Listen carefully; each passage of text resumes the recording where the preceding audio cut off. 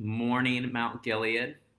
Good morning. I apologize for being a couple minutes late. I was getting things set up and it just took me a little bit longer this morning. I hope this day finds you well. I hope the sunshine wherever you are is shining through the windows like it is here. It's a privilege to gather together here online and to encourage one another and to dive into the Spirit of God a little bit. My name is Kent Phillips, the Connections Minister at Mount Gilead. If we have not yet met, it's a pleasure to meet you here. Today, what I wanted to do was pray over everyone who tunes in this morning. You know, sometimes you just get a sense of your home, your family, your community, and you get a sense when people are full of joy, when people are heavy-hearted, when people are going through difficult times.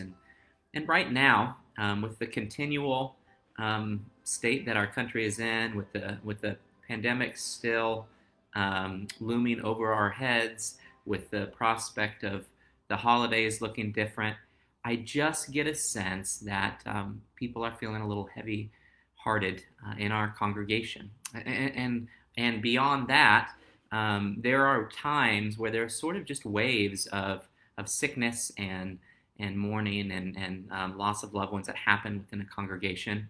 Good morning, Nancy. And I feel like that we're kind of in a season right now like that as a church. It's just a difficult season. People are experiencing a lot of hardships and loss and grief and disappointments. So what I wanted to do today is I just wanted to pray over everyone who is tuning in here.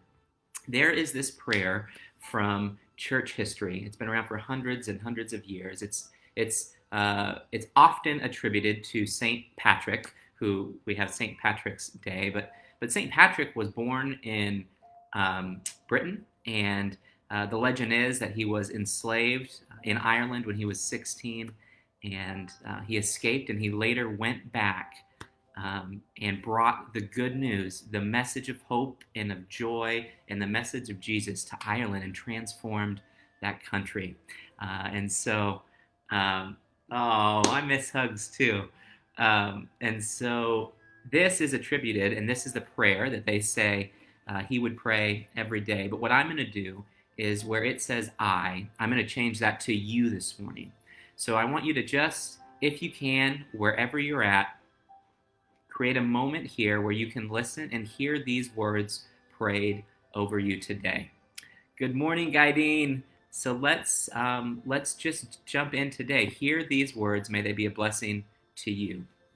You arise today through the strength of heaven, light of the sun, splendor of fire, speed of lightning, swiftness of the wind, depth of the sea, stability of the earth, firmness of the rock.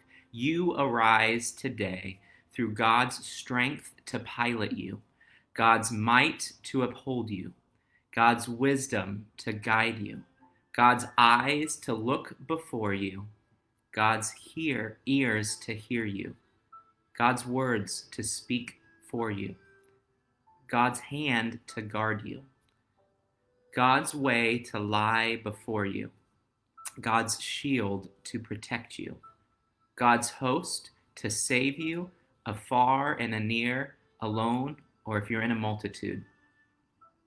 Christ shield you today against wounding, Christ with you, Christ before you, Christ behind you, Christ in you, Christ beneath you, Christ above you, Christ on your right, Christ on your left, Christ when you lie down, Christ when you sit down, Christ in the heart of everyone who thinks of you, Christ in the mouth of everyone who speaks of you, Christ in the eyes that see you, Christ in the ears that hear you.